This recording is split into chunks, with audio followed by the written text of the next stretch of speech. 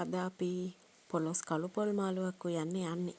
ඉතින් උයලා නැති අය අනිවාර්යෙන් වීඩියෝ එක බලලා උයා ගන්න ඕනේ. මේක මාර රසයි. කියන්න බැරි තරම් රසයි. ඔයා හදන්න ඕනේ. එහෙනම් මාව subscribe කරාම වීඩියෝ එක පැත්තට එන්නකෝ. මෙන්න මේ විදිහට ලොකු පොලොස් ගෙඩියක් කපලා මං අරගත්තා. ඊට පස්සේ ඒකට හොඳට සෝදලා අරන් තින්නේ. ඊට පස්සේ ඒකට මෙන්න මේ විදිහට බැදපු මිරිස් කුඩු තේ හැඳි තුනක් එකතු කරගන්නවා. ඉතින් කර රහ වෙන්නේ නැති වෙන්න සාමාන්‍ය බැදිලා ගන්න ඕනේ. ඊට පස්සේ මෙන්න මේ විදියට කහ කුඩු ලුණු බදපු 3-5ක් මම මේකට එකතු කරගත්තා. ඊට පස්සේ ඉතින් මේක අද කොහොමද මං හදාගන්නේ කියලා බලමුකෝ. ගොරක කෑලි 4ක් විතර මේකට එකතු කරගන්න.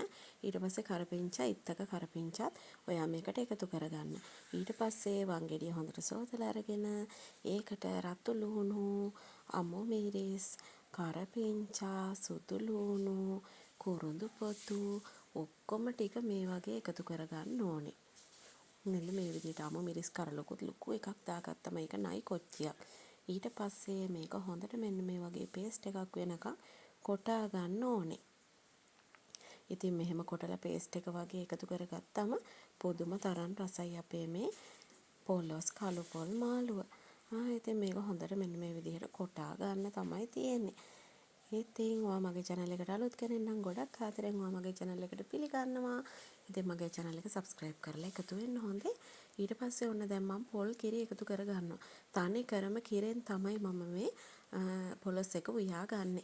ඒ කියන්නේ තනි කිරි, ඒ කියන්නේ මිටි කිරි කියන්නේ ඒවත් දිය කිරි ඔක්කොම එකට දාලා. ඊට පස්සේ ඔන්න දැන් අපි කොටාගත්ත මිශ්‍රණය එකතු කරගන්නවා අපේ අර ලුණු පේස්ට් එක. ඊට පස්සේ ඉතින් පැත්තකින් තව තාච්චියක් ලිපේ තියාගෙන ඒකට පොල් අහුරු දෙකක් දාලා මේ වගේ රන්වන් පාට වෙනකම් බැද ගන්නවා.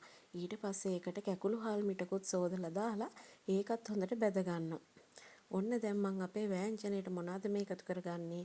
ගම්මිරිස් කුඩු ටිකක්. ඊට පස්සේ ඉතින් මෙන්න මේ විදිහට හොඳට කවලම් කරගන්නවා.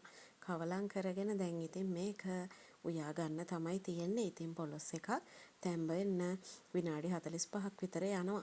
හොඳට ඉතින් සාමාන්‍ය ගින්දරේ මේක හදාගන්න ඕනේ. ඔන්න දැන් මම අර මිශ්‍රණේ කොටා ගත්තා. ඒක දැන් ඔන්න අපේ පොලොස් එක හොඳට උතුරගෙන හොඳට නටනවා පේනව නේද? ඉතින් මේක හොඳටම يعني 3 කාලකටත් වඩා තැම්බුනහම තමයි මම අපේ හාල් පොල් මිශ්‍රණය මේකට එකතු කරගන්නේ. පේනව නේද ඉතින්? රස පාටට සුවඳයි මේ වෙලාවේ ගොඩක් ඉතින් කුස්සිය පුරාම. ඉතින් ඔන්න දැන් මම අර අපේ හාල් පොල් මිශ්‍රණය මේකට එකතු කරගන්නවා. ඉතින් දැන් තමයි මේක පොලොස් කළු පොල් මාළුවක් වෙන වෙලාව. ඉතින් මේක පුදුම තරම් රසයි. අනිවාර්යෙන් හදලා ඔයත් මට රස කියන්න.